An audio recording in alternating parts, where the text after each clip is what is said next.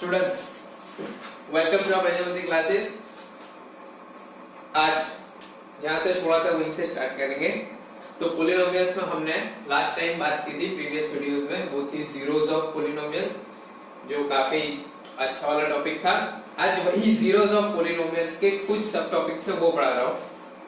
Important है इसलिए पढ़ा रहा हूँ, कभी कभी आ जाते हैं, ऐसा नहीं है कि बुक में नहीं है इसका मतलब नहीं है, कहीं कहीं आ जाएंगे यार, तो कभी आ जाएंगे या फिर नॉलेज के लिए थोड़ा सा 5 मिनट लूंगा आपके और ये टॉपिक पढ़ा दूंगा। तो डोंट वेस्ट टाइम, हम टाइम वेस्ट नहीं करते और चलते हमारे टॉपिक पे। क्या है? जीरोस ऑफ कांस्टेंट पॉलिनोमियल और zeros of zero polynomial. Constant polynomial क्या है, जीरो पॉलिनोमियल क्या है, दोनों पढ़ चुके हैं। ओके, आपको पता है कांस्टेंट पॉलिनोमियल क्या है, जीरो पॉलिनोमियल क्या है, तो पढ़ाया था यार, अच्छे से पढ़ाया था। अभी फिलहाल इस पे बात करते हैं। चलो, जीरोस ऑफ पॉलिनोमियल तो आपको पता है, the value of x। Zeros of polynomial previous video में अभी पढ़ा था, values of x where the polynomial will become zero. अगर पॉलिनोमियल जीरो हुआ तो जिस वैल्यू पर हुआ x की उस वैल्यू को बोलेंगे जीरोस। तो एग्जांपल लेते हैं कांस्टेंट पॉलिनोमियल का। कांस्टेंट पॉलिनोमियल लिया मैंने 7, ओके 7 लिए। तो अगर इसे मैं पॉलिनोमियल बनाना चाहूं तो कैसे बनाऊंगा? 7 into x raised to 0 लिखूं। ठीक, अब ये परफेक्ट हो चुका है हमारा पॉलिनोमियल फॉर्म। अभी तक 7 कांस्टेंट पॉलिनोमियल होता था नहीं है, लेकिन ये सही वे है लिखने का polynomial. 7 constant into variable raise to whole power. चलो, तो अब यहां पर ये पॉलिनोमियल कब जीरो होगा? तब यहां की वैल्यू, x की कौन सी वैल्यू रखूंगा यहां पर कि ये पॉलिनोमियल जीरो होगा, तो वो जीरोस होगा हमारा कांस्टेंट पॉलिनोमियल का। इन शॉर्ट ये डेफिनेशन है। तो x की वैल्यू मैंने 1 ली तो जीरो होगा, 1 raised to 0 1 means anything, et means anything raised to 0 क्या होता है? 1। ये हम पढ़ चुके हैं, बताया अच्छे से बताया। चलो, anything raised to 0 1 होता है। इस कुछ भी रख लो, 1 2 3 4 except 0, ये इंपॉर्टेंट है, except 0 काउंट नहीं करेंगे।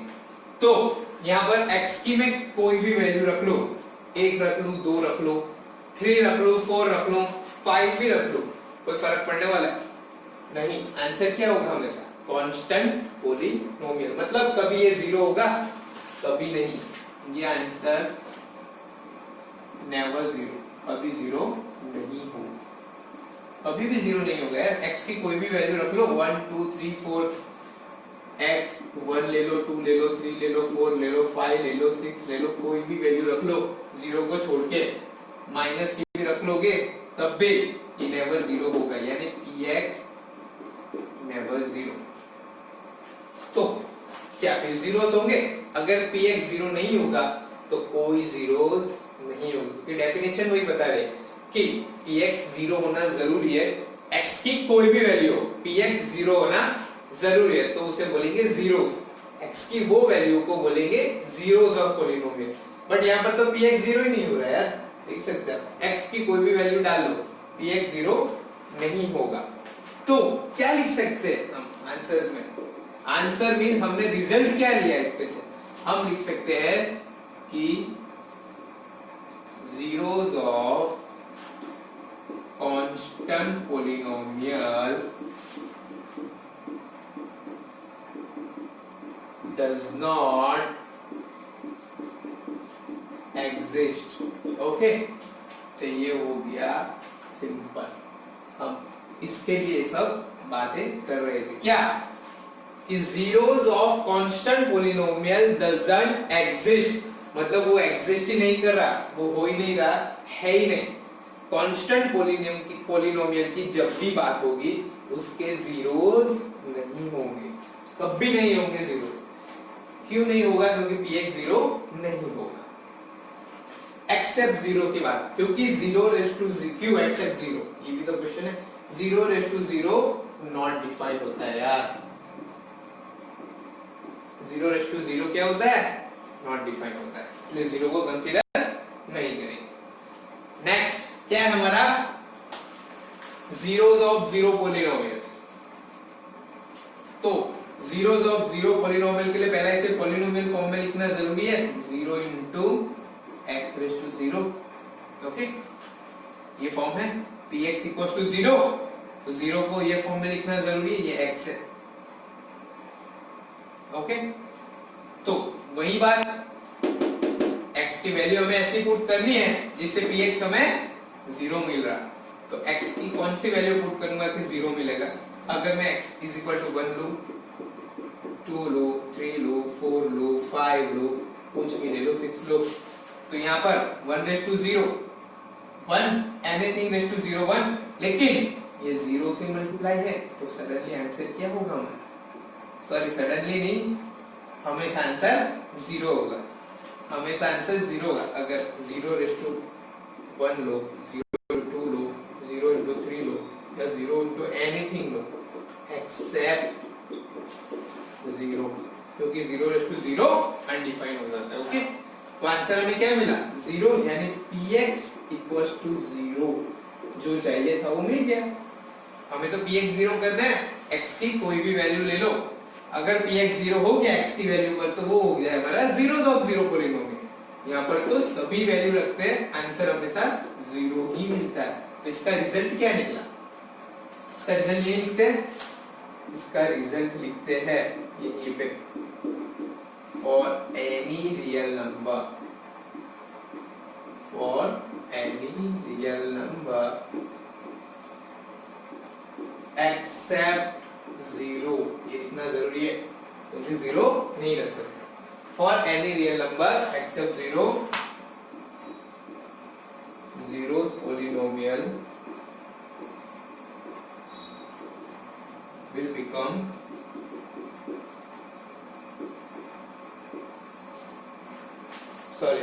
zeros polynomial is for zero polynomial।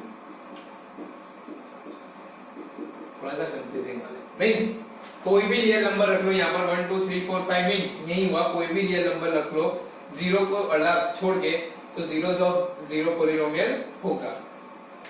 तो यार प्लीज इंपॉर्टेंट है, छोटे वाले है लेकिन इंपॉर्टेंट है, तो नोट कर लेना।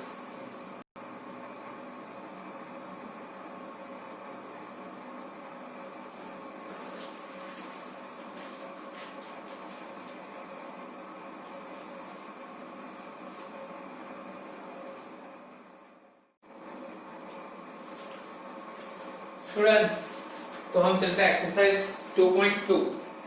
ओके, अभी हमने कांसेप्ट पढ़ लिए थे जीरो पोलिनोमियल, बस उसके डिपेंड्स एक्सरसाइज है, क्वेश्चंस है, बहुत सारे क्वेश्चंस है एक्सरसाइज में, अच्छे से आपको क्लियर हो जाएगा कि क्या है जीरोस ऑफ पोलिनोमियल और किस टाइप के क्वेश्चंस आ सकते हैं। क्वेश्चन नंबर 1 मैंने लिखा हुआ है, find the value of polynomial 5x 4x² + 3 at x = 0, x = -1 और x = 2। Let me check, 5x - 4x² ही है, ओके राइट, बस यही है 5x - 4x²। एनसीईआरटी का एक्सरसाइज नंबर 2.2 का क्वेश्चन नंबर 1 मींस हमें x = 0 यानी p of x हो गया, ये p of x हुआ, तो p of x क्या है, 5x - 4x² + 3।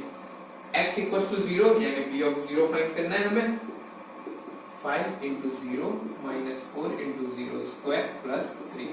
आंसर क्या होगा, 5 × 0 0 - 0 + 3 का आंसर हो गया हमारा 3। तो p of 0 3। फर्स्ट क्वेश्चन है इसलिए बता रहा हूं how to write in copy और नोटबुक, एग्जाम में कैसे लिख सकते हो। ये हुआ हमारा ऐसे, अब लिखना है हमें द वैल्यूज ऑफ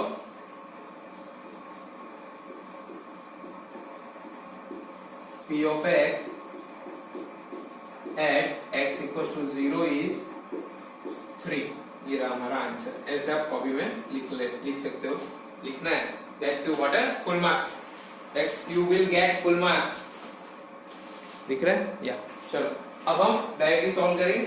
पहले क्वेश्चन में मैं मेथड बता दो हाउ टू राइट, तो आपको अकॉर्डिंग डिपेंड्स ऑन सिचुएशन और आपके एग्जाम के हिसाब से जो क्वेश्चंस पूछा जाए उसके हिसाब से आपको यही मेथड लिखनी है। ओके, बाकी सब ऐसे सोलूंगा स्पीड में, क्यों टाइम नहीं बच जाएगा।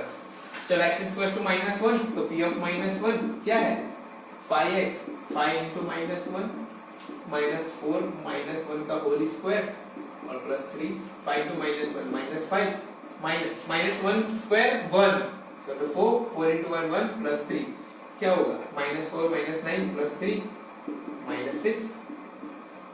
चलो x इक्वल टू 2 रखते हैं, p ऑफ 2 मतलब वैल्यू क्या हुई -6। ओके, ऐसे the value of p of x at x equals to -1 is -6। चलो नोट कर लेना यार प्लीज, नोटबुक में लिखते रहना p of 2। बाकी आपको ये दो क्वेश्चंस जो भी है वो इस तरह लिखने हैं सेम में। p of 2 तो 5 into 2 -4 into 2 square +3। मैं डायरेक्टली वैल्यूज पुट कर रहा हूँ, आपको ऐसा नहीं करना है, ऐसा ये सॉल्व करके बता रहा हूँ, टाइम बचा है इसलिए।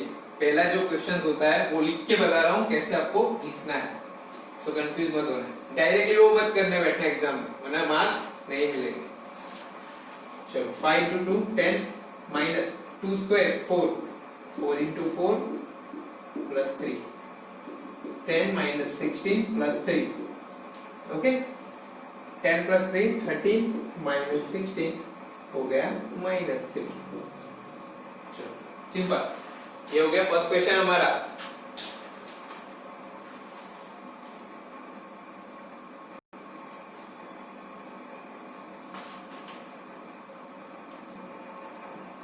चलो क्वेश्चन नंबर 2।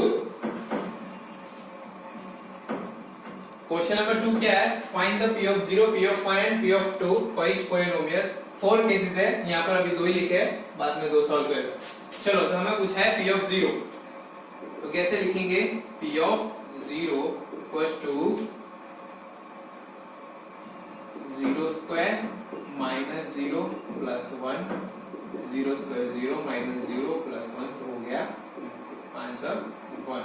फिर क्या पूछा हमें, p of 1 means 1 square minus 1 plus 1 1 square 1 minus 1 plus 1 1 cut, answer 1।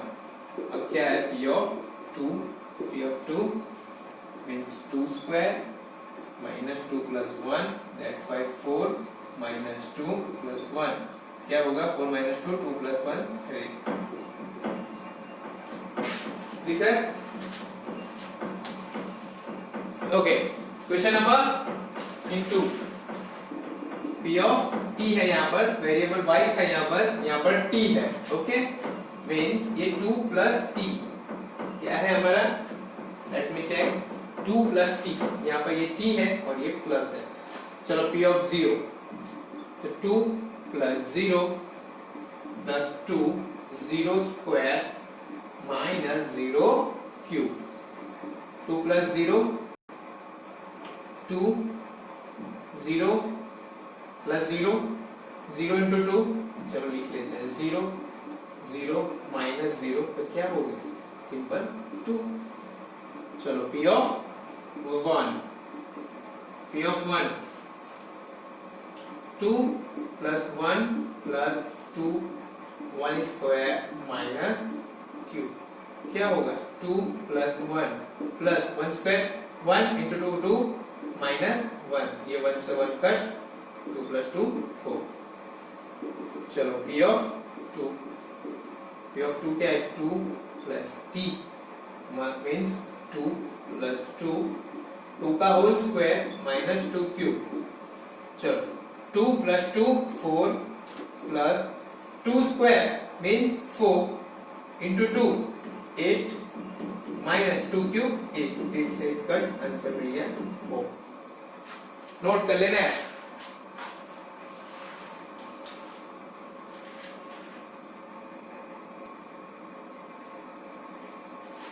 चलो p of 0 सबसे पहला इजी है, 0 cube is equal to 0, P of 1 cube equals to 1. बहुत easy question. P of 2 cube means 8. Simple. चलो यहाँ पर चलते हैं. P of 0 means 0 minus 1 और 0 plus 1 तो क्या होगा? minus 1 और ये 1 into minus 1 minus 1. P of 1 minus 1 1 plus 1 x की जगह पर 1 रख रहा हूँ तो 0 into 2 is equal to 0. P of 2 minus 1 और 2 plus 1 2 minus 1 1 into 2 plus 1 3 1 into 3 3 simple है. चलो नोट कर लो. फिर हम चलेंगे question number 4 sorry question number 3.